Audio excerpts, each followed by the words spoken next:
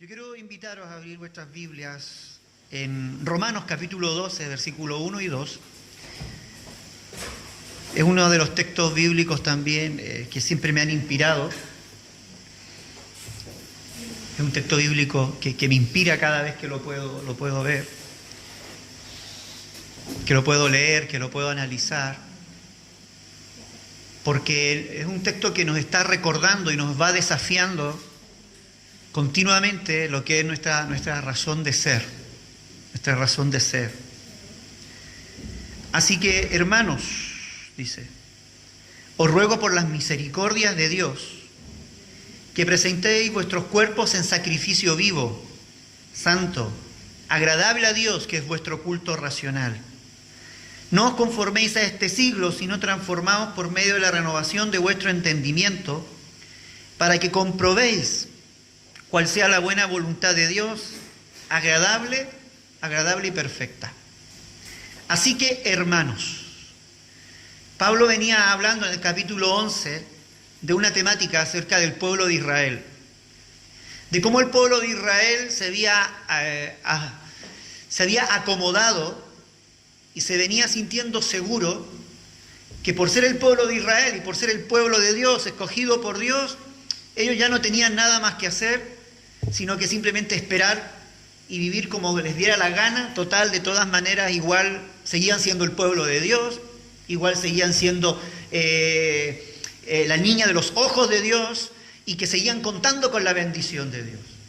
Pero Pablo, a lo largo del capítulo 11, les advierte y les dice, dice por un lado, los primeros versículos, les dice, miren, es que esto no se trata de que seáis el pueblo. Dios no está con el pueblo, Dios está con el remanente fiel de ese pueblo. Y es interesante porque Pablo narra, ¿no? Y va mostrando, y uno ve a lo largo de las Escrituras de que, claro, si bien es cierto, el pueblo de Israel era el pueblo de Dios, pero siempre el pueblo de Israel fue un pueblo rebelde, duro de cerviz, le gustaba ir a su aire, le gustaba seguir adorando sus propios ídolos, no terminaba de santificarse, nunca terminaron de consagrarse. Su corazón, su servicio a Dios siempre fue a media, fue mezquino, fue restringido, limitado. Nunca hubo una entrega completa. Pero siempre dentro de ese panorama, vamos a decirlo, un poco decepcionante, podríamos decirlo, Dios siempre ponía la mirada en un remanente. No sé si ustedes recuerdan a Elías con los profetas de Baal, y él dice, yo he quedado, Señor, y ahora me buscan para quitarme la vida. Todo el pueblo entregado a la idolatría, y Elías se sentía como que estaba solo. Pero Dios le dice, 7.000 me he guardado que no han doblado sus rodillas ante Baal. Es decir, no estás solo, Elías, aunque piensas que estás solo, hay otros 7.000 que están allí, y yo estoy con ellos, yo los he guardado, yo los he protegido también. Porque si bien es cierto, en medio de una situación donde tal vez todo el mundo, ¿no?, está yendo en un sentido, todo el pueblo estaba involucrado en muchas cosas que no le agradaban a Dios, siempre había un remanente guardado, un remanente que se cuidaba para poder agradar, para poder bendecir, para poder escuchar la voz de Dios y para querer obedecer y hacer las cosas que a Él le agradaban. Entonces, si bien es cierto, siempre hay una mayoría, y mucha gente a veces se guía por la mayoría. No te guíes por la mayoría. La clave está en los remanentes, la clave está en esos pocos, ¿no?, que con corazón sincero están buscando de Dios. Y muchos decían, bueno, estos están perdidos. No, dice Dios.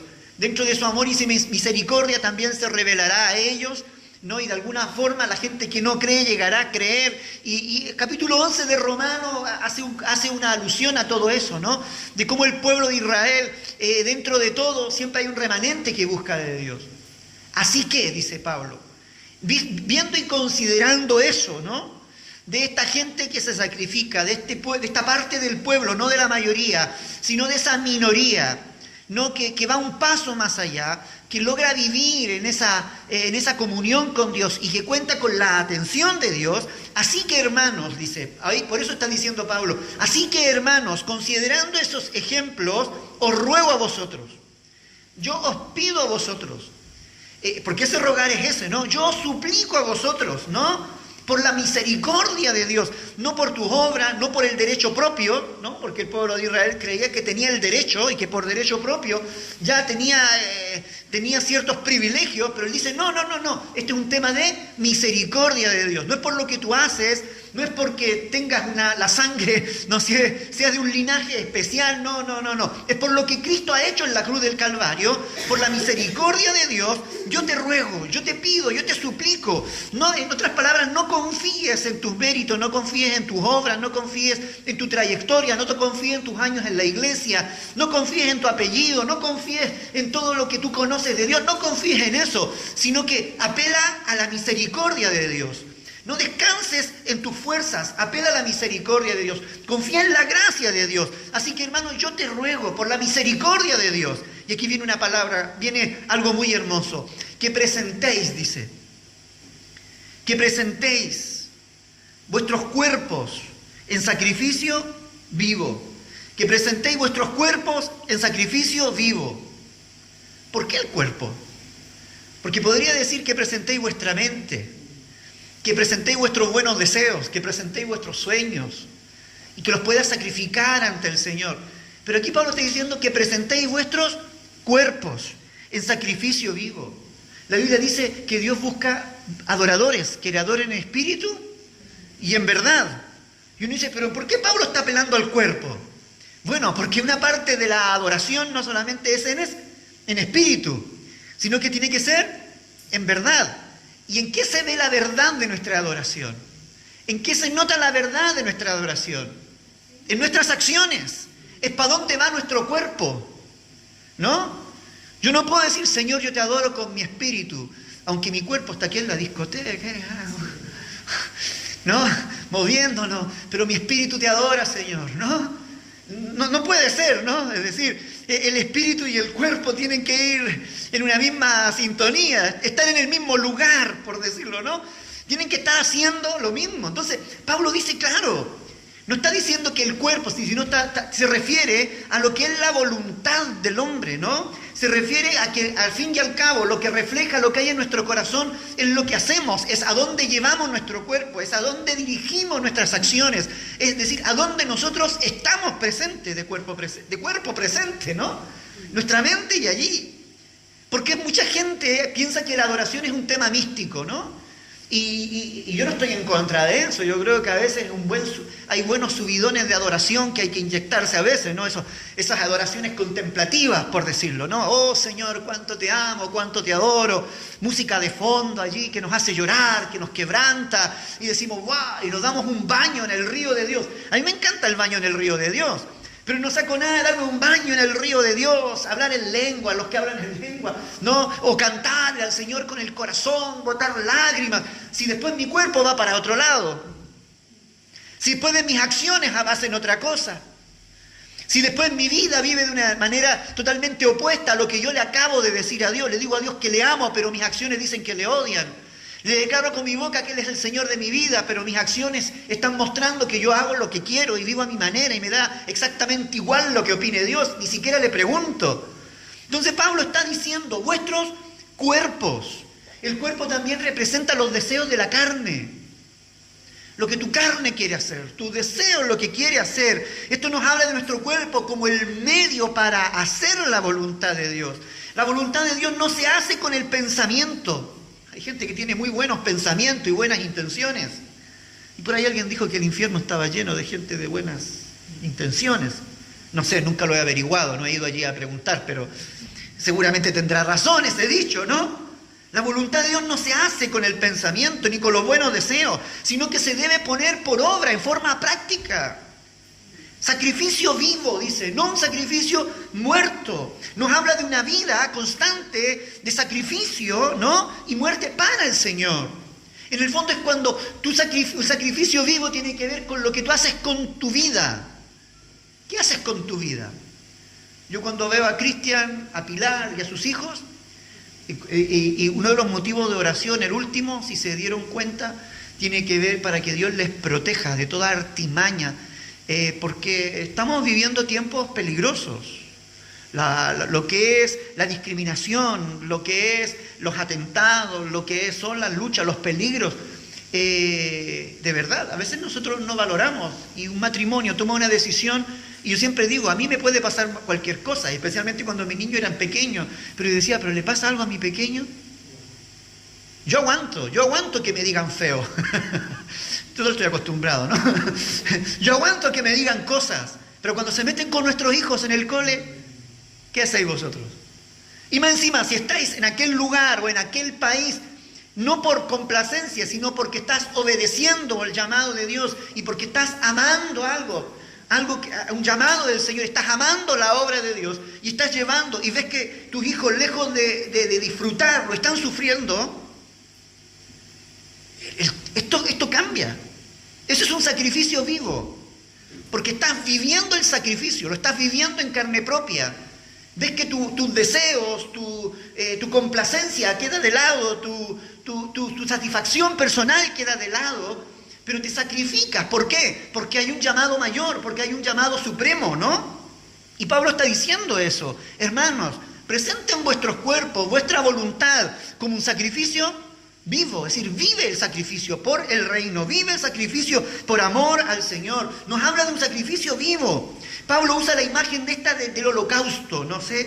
Que presentaban en el altar, en el tabernáculo y luego en el templo, donde continuamente había un fuego encendido y había sacrificio allí en el altar. Al momento que tú ibas al tabernáculo, siempre había humo y olía a barbacoa, ¿no? Y todos sabemos lo que ocurre cuando hay barbacoa. Todo el mundo se entera de que ahí está, ¿no? Y uno dice, el vecino no me invitó, dice, ¿no? Y más encima, si es hermano de la iglesia, decimos, qué hermano más egoísta, podría habernos invitado. Pero el olor sube, se nota cuando hay un sacrificio. En el tabernáculo, como en el templo, había un sacrificio continuo.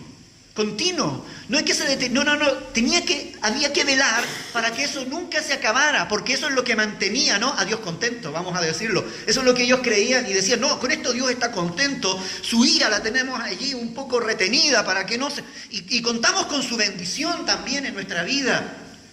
Entonces había un sacrificio continuo. Entonces Pablo está diciendo eso, está usando esa figura, pero ahora aplicándola a nosotros. Que tu vida sea una constante barbacoa en la presencia de Dios. Que tu vida sea un constante holocausto en la presencia de Dios. Sea un sacrificio continuo. Que continuamente el aroma de tu vida, ¿no?, suba a la presencia de Dios como un sacrificio vivo, agradable a Dios.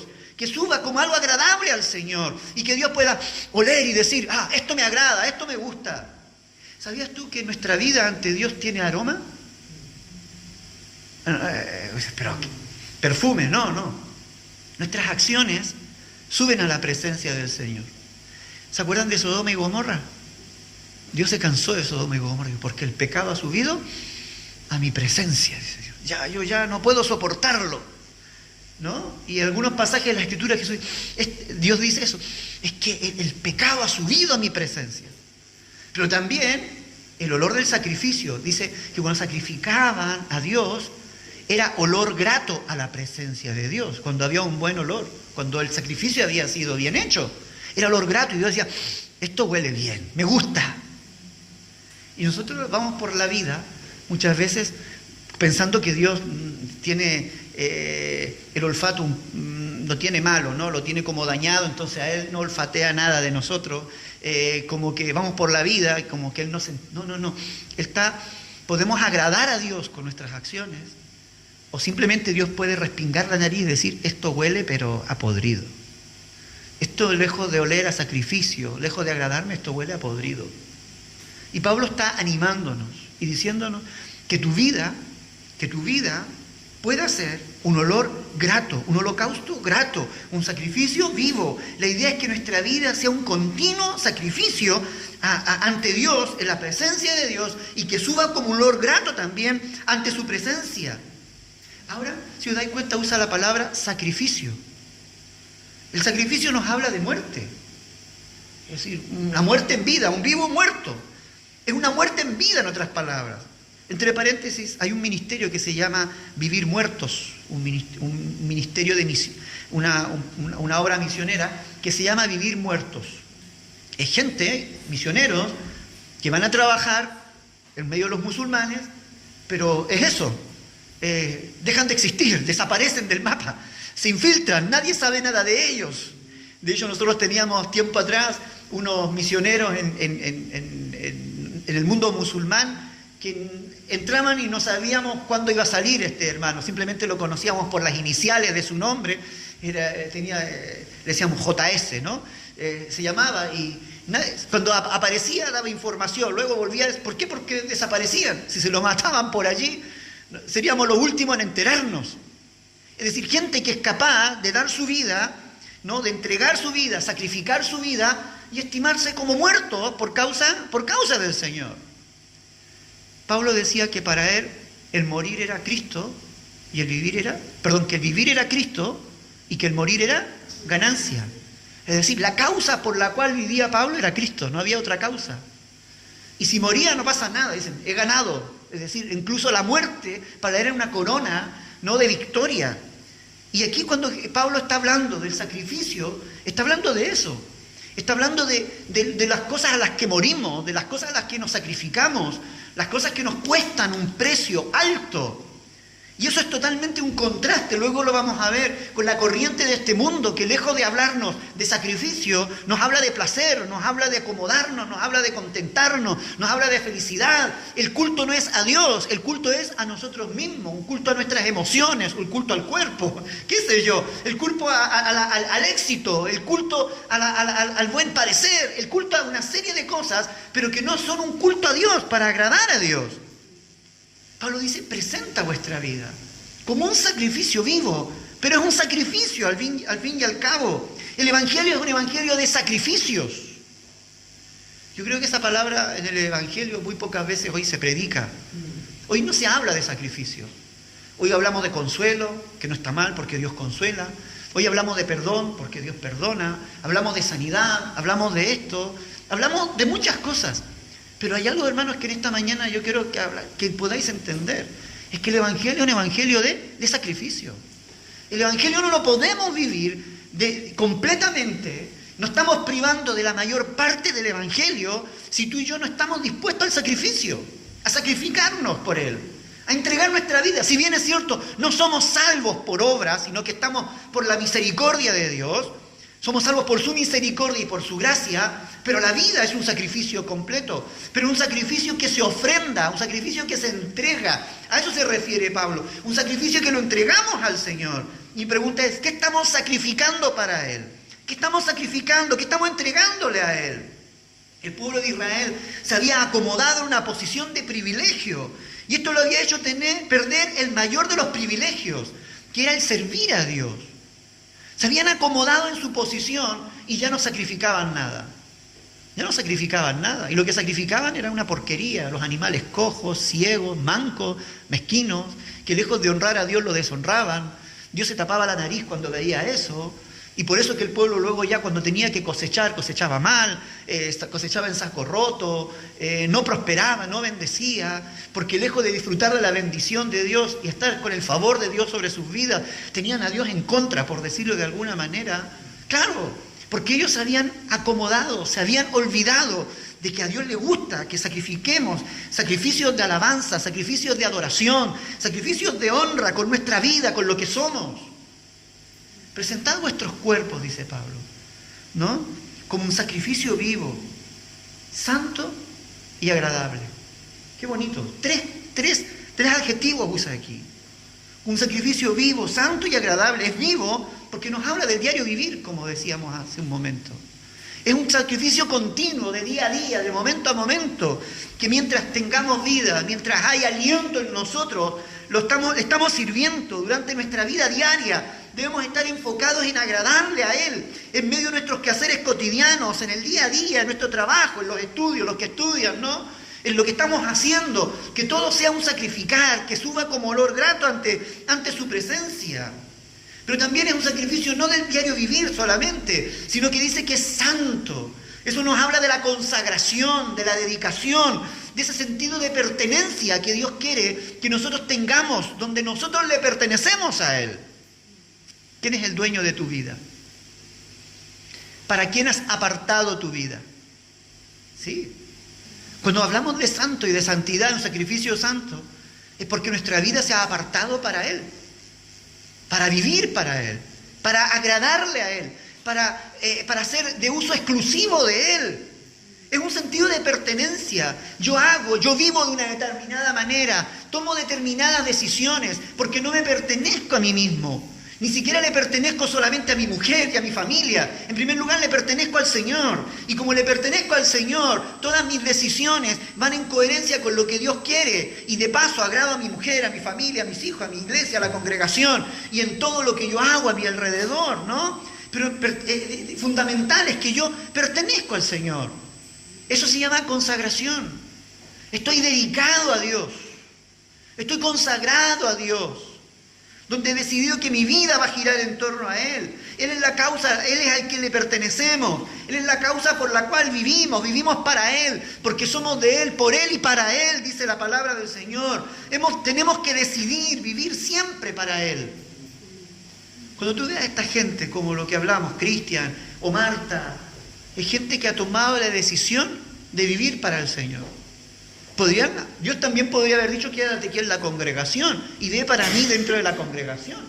Pero hay veces que dice, muy bien, a ti quiero que en vez de que vivas dentro de la congregación, dentro de tu país, dentro de tu ciudad y dentro del contexto de tu familia, yo te quiero sacar de allí y llevarte a otro país, lejos de tu familia, lejos de tu congregación, lejos de tus amistades.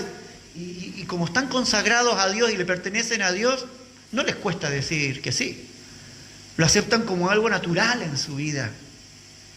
La tercera característica es que es algo que es un sacrificio agradable a Dios. ¿Qué tiene como objeto? ¿Por qué es agradable a Dios? Porque tiene como objeto agradar a Dios. No tiene otra razón de ser. Y para ello, para que agrade a Dios, un sacrificio debía reunir los requisitos necesarios para que ese sacrificio sea aceptado a Dios. ¿Te has puesto tú a pensar en cuántas cosas haces para Dios y que a veces a Dios no le agrada? Porque no cumple con los requisitos o las exigencias que Dios quiere.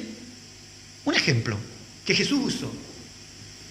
Estaba mirando el lugar de las ofrendas y Él estaba hablando también del perdón. Y Él dice, si sabes que tu hermano tiene algo contra ti, primero arregla el asunto con tu hermano y luego trae tu ofrenda al altar. Y yo pensaba tiempo atrás, ¿cuántas veces yo ofrendo? Y digo, muy bien, he alabado al Señor. Siento que Dios primero me dice, si alguien tiene algo contra ti, arregla primero y luego preséntalo. O también usando el mismo ejemplo, ¿no? La viuda que da 4 blancas y los otros daban un montón de dinero y Dios dice, no, esta viuda dio mucho más. Los demás, todo el mundo ya decía, he agradado a Dios porque he ofrendado. Pero Dios no veía la cantidad, sino que veía la calidad. Pero también la calidad del corazón, la calidad de la intención del corazón. ¿Cuántas veces ofrendamos? ¿Cuántas veces damos? Y damos porque nos sobra, metemos la mano sin nada. Total, ya hemos ofrendado. Eso no es ofrenda, eso es limosna, llámalo de cualquier manera. Pero eso no honra a Dios, eso no es agradable a Dios. Dios no está diciendo, muy bien hijo, has hecho un esfuerzo. Muy bien hijo, sé que cuánto te ha costado, pero tú me estás honrando a través de esto. Muy bien hijo, porque era lo último que tenías. Yo creo que Dios dice, muy bien, está bien, has cumplido, has callado tu conciencia, pero eso a mí no me agrada, porque no se ha hecho de acuerdo a mis parámetros, a mis deseos, ¿no? Ananías y Zafira es un claro ejemplo de eso, ahí lo dejo. Pero el sacrificio vivo dice que es vivo, es santo y es agradable a Dios. Es un sacrificio por causa de Él, para agradarlo, para que Él se alegre. A veces cuando Dios nos pide cosas, ¿no? A veces yo digo, bueno Señor, si a ti te agrada, lo voy a hacer. O al revés también, quiero hacer esto, pero si no te agrada, no lo hago, ya está. Aunque yo me quede con las ganas y a mí me entusiasme, yo lo vea bonito, si no te agrada, por favor, yo no quiero hacer algo que no te agrade. Porque el sacrificio vivo, santo, tiene que ser agradable también ante el Señor. Y eso se trata nuestra vida. Que nuestra vida sea un continuo sacrificio, apartado, consagrado para Dios, que busca agradarle a Él en todo lo que hace. ¿Estamos dispuestos a sacrificarnos a causa de sacrificar nuestros propios intereses personales para poder agradar a Dios? ¿Estamos dispuestos nosotros a entregar un sacrificio vivo, pero que realmente agrade a Dios, de acuerdo a los parámetros, a las pautas que Él tiene? Y miren lo que añade luego, porque este es el culto racional. ¿Quién dijo que el Evangelio era para fanáticos? ¿Quién dijo que el Evangelio era algo emotivo solamente? O algo sentimental. Como hoy siento, hago esto, pero cuando ya lo dejo de sentir no lo hago. ¿Te das cuenta? No, es un culto racional, inteligente. Hay una versión que dice es el culto inteligente, es el culto de sabios, no de necios. Es un culto inteligente, es el culto racional, es un culto pensado, es un culto meditado, es un culto planificado, organizado inclusive, si quieres decirlo. No es un culto así visceral del momento, donde nos llenamos, a veces entramos unas catarsis medias fuertes ahí, ¿no? Donde nos desahogamos y decimos cosas, pero el día después ni nos acordamos de lo que hemos dicho y hecho, ¿no? Para el Señor. No, es un culto metódico, racional, equilibrado, porque está consciente, y eso me encanta a mí, está consciente de quién le está sirviendo, a quién quiere agradar y a quién está honrando con su propia vida.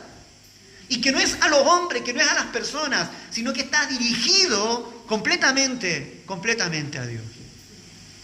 El versículo 2 ya nos continúa hablando del mismo tema, del sacrificio a Dios, pero ya nos da un par de consejos. Solamente voy a hablar de un par de ellos. 3 de ellos, perdón. No os conforméis a este siglo, dice Pablo. Si queréis ofrecer un culto y que vuestra vida sea un sacrificio vivo al Señor, hay un primer enemigo. ¿Cuál es? Este siglo. El mundo. El medio en el cual nosotros estamos viviendo. No os conforméis a este siglo. El gran problema es acomodarnos a este siglo. La palabra ahí, no conforméis, que tiene que ver con acomodarse, viene de la palabra griego del molde. Este siglo tiene un molde. Y ahí de tiempo en tiempo el molde va variando, pero sigue siendo un molde. Hoy estamos viviendo moldes que nos quieren imponer, vamos a decir, porque los moldes se imponen, los moldes son totalitarios, los moldes son verdaderas dictaduras que vienen hacia nosotros. Que cuando tú quieres actuar de una manera opuesta, es tan rígido, es tan restrictivo, que te hace sentir que tú eres un bicho raro, que no perteneces a esta sociedad. Entonces Pablo está diciendo, no te amoldes, no aceptes los moldes de este siglo. En el primer siglo había moldes que estaban siendo establecidos en las mentes, moldes filosóficos, moldes espirituales, moldes sociales, etcétera. Muchos moldes que estaban siendo impuestos. Y hoy en nuestra sociedad también tenemos moldes que están siendo impuestos. El molde de este siglo, el molde humanista que vivimos nosotros, donde gira todo en torno a los hombres, el ser humano, ¿no? Pero no solamente que pensemos en nosotros, sino que ese molde hedonista, que lo único que piensa es en el placer. Si tú te sientes bien con lo que estás haciendo, chapó, no importa lo demás. Mientras tú estés bien, lo demás no importa.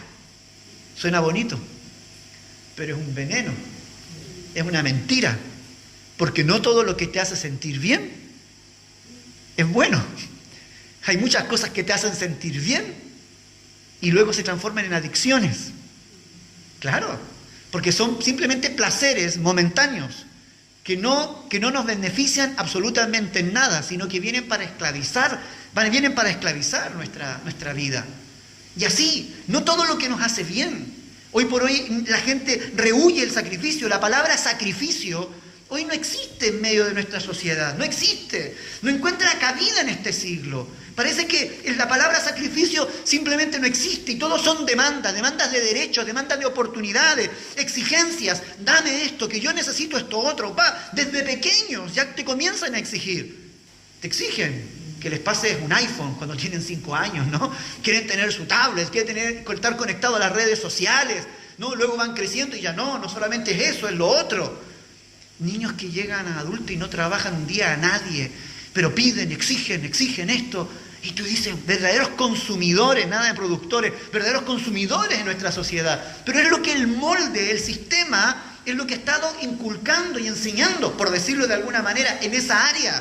¿Qué decir de los moldes morales? ¿Qué decir de los moldes éticos? Que falta tanto en nuestra sociedad, que vienen y se imponen frente a nosotros. Moldes religiosos, que cuando tú piensas en otra religión, te ven como bicho raro, ¿no? Porque hay religiones establecidas como molde allí que te obligan a ello. Pablo, ¿qué es lo que dice? No te conformes a esos moldes, al molde de este siglo. No dejes que los moldes te atrapen allí, especialmente estos que van en contra de la palabra, en contra del Señor. No te adaptes a este siglo, no te conformes a este siglo, sino transformaos. Cambia. Me encanta a mí, es una de las cosas que me encanta del Evangelio, es que va rompiendo constantemente moldes en mi vida. El Evangelio rompe moldes. Sus moldes son moldes más elevados.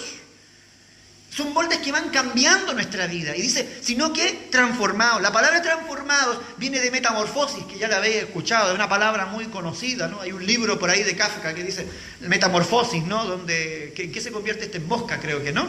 Bueno, nosotros no nos vamos a convertir en mosca, así que tranquilo. Sino transformados, no para convertirse en mosca, sino para que seamos moldeados a la imagen de Jesucristo. Esa transformación me gusta más. Porque al menos yo quiero tener el carácter de Cristo. Tengo mal carácter, tengo que reconocerlo, hermano, si no pregúntenle a mi mujer. De verdad, ella da testimonio de eso. Tengo mal carácter, tengo malas tendencias y necesito ser transformado. Mis palabras no siempre son sabias. Quiero ser sabio como Cristo. Quiero ser manso y humilde de corazón como Cristo. Quiero ser un hombre de gozo como Cristo. Quiero tener fe como la tuvo Cristo. Quiero tener esperanza como la tuvo Cristo. Quiero tener amor como amó Cristo. Y Él va rompiendo moldes. ¿Para qué? Para transformarnos, para cambiar nuestra forma, nuestro morfo, de morfología. La forma en griego tiene que ver con nuestra esencia, porque lo que Dios busca cambiar siempre es nuestra esencia. Él no cambia de afuera hacia adentro, Él no cambia de adentro hacia afuera. Y lo que tú tienes, lo que vemos por fuera debe ser el resultado de los cambios internos que el Señor va provocando en cada uno de nosotros a través del Espíritu Santo en nuestra vida. Entonces no te conformes a este siglo, dice Pablo, sino que transfórmate. El vivir como un sacrificio vivo siempre encuentra una piedra de tope en la disposición que cada uno de nosotros tiene para el cambio. Nos cuesta cambiar, porque los moldes nos encierran. No, es que eso va a doler mucho. Esa es una cosa. Es que es mucho sacrificio. Es que me da miedo, porque si yo cedo en esto, o yo renuncio a esto y pierdo esto, me voy a quedar sin nada. Lo voy a perder todo. Miedo a los cambios, temor a los cambios. Entonces, ¿qué es lo que dice Pablo? Yo quiero transformarte. Y nosotros decimos, no, Señor, cámbiame, pero despacito. Cámbiame, Señor, pero de a poquito, que no se note. ¿No? Y a veces viene Dios y ¡pua!, nos quebranta, nos hace de nuevo. Yo creo que todos los que nos han sacado de nuestro país nos ha dado un... No hemos tenido ni tiempo ni para racionalizar, ni para pensar los cambios que nos vienen encima. Simplemente han venido como un tsunami, ¿no? ¿Ha sentido algunos como un tsunami en su vida? ¿Así? ¡Fua! Cuando vienen esas situaciones duras, trágicas a veces, ¿no? También extremas a nuestra vida, que son verdaderos tsunamis que vienen sobre nosotros y que nosotros no nos enteramos. Lo único que de repente sacamos la cabeza a flote. Hemos sobrevivido a lo que estamos pasando. Bueno, cuando estábamos en la situación pensamos que íbamos a morir, que no íbamos a aguantar, que no íbamos a resistir tanta presión, tantas preocupaciones, qué sé yo, las dudas, las situaciones que estaban... Era un caos en nuestra vida, claro, porque estábamos... Me viene esa imagen del tsunami, de la película que hicieron del tsunami, no sé si se acuerda de esta familia española, ¿no? Y muy bien grabada, ¿cómo se llamaba? Lo Imposible creo que se llamaba, ¿no? Y mostraban ahí, y lo mostraban como de abajo el tsunami, y la gente dando vueltas con unos palos por aquí, otras cosas por allá, sacaban la cabeza a flote, miraban y para abajo, y otra vez. ¡Fua! Nuestra vida a veces es así, la sentimos así, no le encontramos sentido a nada. Pero ¿qué está haciendo Dios? Está rompiendo los moldes y está cambiando nuestras formas. Y a veces Dios necesita tanto de nosotros, y escucha porque esto es fuerte, que Dios tiene que exponernos a ese tipo de situaciones, porque Él necesita, por su bien, por tu bien y por el bien del reino, romper esos moldes y cambiar tu forma. Cambiar tu forma. Y a veces, yo creo que a veces Dios nos mira y nos dice, ¿estás dispuesto al cambio? De a poquito, le decimos. No seas tan duro, Señor. Esto es demasiado fuerte. Ven para acá. Ya te enterarás, te dice. Ya te enterarás. Y pasan las semanas, pasan los meses, hasta que uno saca la cabeza. ¿Qué pasó en mi vida? Nos miramos al espejo y nos damos cuenta que ya no somos otros. Menos mal que Dios no lo hizo despacio. Menos mal que Dios lo hizo rápido. Con dolor, pero rápido. Y lo que un día nos causó tristeza, ahora nos causa alegría. Lo que un día nos causó temor, ahora nos ha convertido en gente valiente, de carácter, fuerte, dispuestos para servirle. Y el sacrificio huele de otra manera. Hemos sido transformados. Transformados por el Señor. Cambiado, ¿no? El vivir con Cristo siempre encuentra esa piedra de tope. Pero Dios te cambia, cambias o Dios te cambia muchas veces. Y hay que dejar que Dios provoque cambios, porque para eso viene, por medio de la renovación de vuestro entendimiento. ¿Quién renueva algo para poner algo viejo? Cada vez que tú renuevas algo es porque va a poner algo nuevo. El Espíritu Santo siempre va a querer renovar nuestra mente para mejorar nuestra vida. El Espíritu Santo siempre tiene algo nuevo cada día para nosotros, algo nuevo. No algo añejo, no ya algo usado, no ya algo, no. Él viene y dice, muy bien, yo voy a tratar con la vida de él y voy a poner algo nuevo. Pero tienes que, tu mente, tengo que cambiarla por pensamientos nuevos, por condicionamientos nuevos, por situaciones nuevas, por experiencias nuevas. Y él provoca esa renovación en nuestra mente. Ahora, cuando nuestra mente cambia, los moldes se van rompiendo y nosotros vamos siendo transformados. Pero lo que Dios quiere llegar a cambiar es nuestros malos hábitos de pensamiento, pensamientos viciados, pensamientos de esclavos, pensamientos atados, pensamientos que giran en torno a nosotros mismos, pensamientos condicionados con nuestros temores y nuestras malas experiencias, pensamientos condicionados por nuestras heridas que hay en nuestro corazón, por nuestras raíces de amargura, por nuestro resentimiento, pensamientos que están allí y que están bloqueando de alguna manera u otra que tú y yo podamos ser un sacrificio vivo, agradable a Dios. Y Pablo dice, deja que ocurra aquello. Transformaos por medio de la renovación de vuestro entendimiento. Por eso Él llena nuestra mente y corazón de pensamientos nuevos, de palabras nuevas. Por eso es que cuando venimos a la iglesia y escuchamos su palabra hay algo nuevo para nuestro corazón que nos llena de esperanza. Yo no sé si tú te vas, después que escuchas la palabra de Dios, te vas, mira, mi vida ahora es peor, de haber sabido, no vengo. No, nos vamos llenos de ánimo, nos vamos con esperanza, con fe, con optimismo, porque sus palabras son nuevas, sus palabras son cálidas, sus palabras son reconfortantes, sus palabras vienen a ser como un bálsamo para nuestra alma, vienen a llenarnos de... ¿Por qué? Porque Él quiere cambiar nuestros pensamientos para romper los moldes que hay en nuestra vida. Si dejamos que nuestros pensamientos sean renovados, y cogemos la palabra que viene para renovar nuestros pensamientos, ¿no? Nuestra esencia comenzará a cambiar, los moldes se irán rompiendo, los moldes de este siglo no podrán contra nosotros, por el contrario, serán rotas y podremos poner nuestra vida para que sea un sacrificio vivo, agradable al Señor, santo y agradable al Señor. Y eso es lo que Él espera de cada uno de nosotros. Dios está trabajando en tu mente y en tu corazón. Dios está trabajando en cada uno de nosotros para que vivamos como un sacrificio vivo. Ese es el ideal del Señor. El que cada uno de sus hijos pueda estar enfocado en agradarle, pueda estar enfocado en servirle, pueda estar enfocado en honrarle y cada día dispuesto a hacer lo que Él tiene. Quiero terminar con una historia breve, que a todo esto no me acuerdo muy bien cómo era, pero venía a mi mente, de un hombre, no recuerdo los nombres de los personajes, pero había unos misioneros del siglo pasado que lo único que querían era hablarle a los esclavos. Querían hablarle a los esclavos. Eran personas acomodadas, personas preparadas, pero de pronto empezaron a sentir carga por esos esclavos. En medio de toda esta sociedad esclavista de ese siglo, ¿no?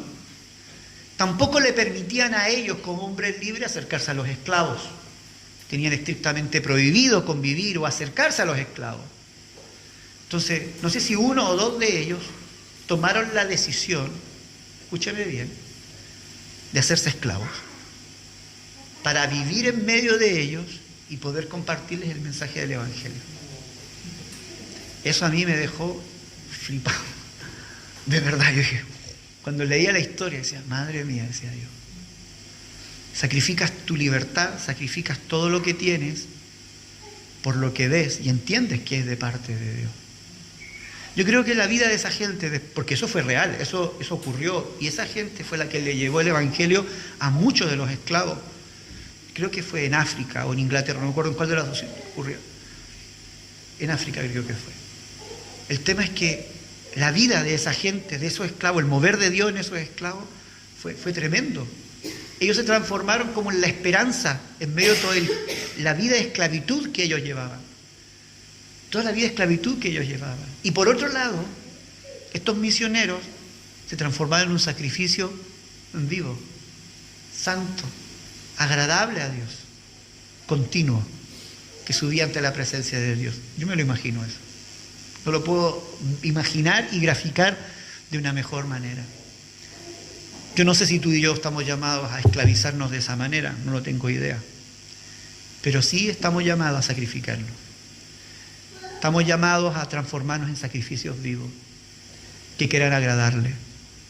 Cuando cantábamos esta canción con Sara, que la podéis buscar en internet, esta canción habla de eso. Mi deseo es amarte, mi deseo es agradarte. Y cuando tenemos que dejar cosas y servir a otros, nosotros lo hacemos porque amamos al Señor. Y nuestra vida la hacemos y la ofrecemos como un sacrificio vivo para el Señor.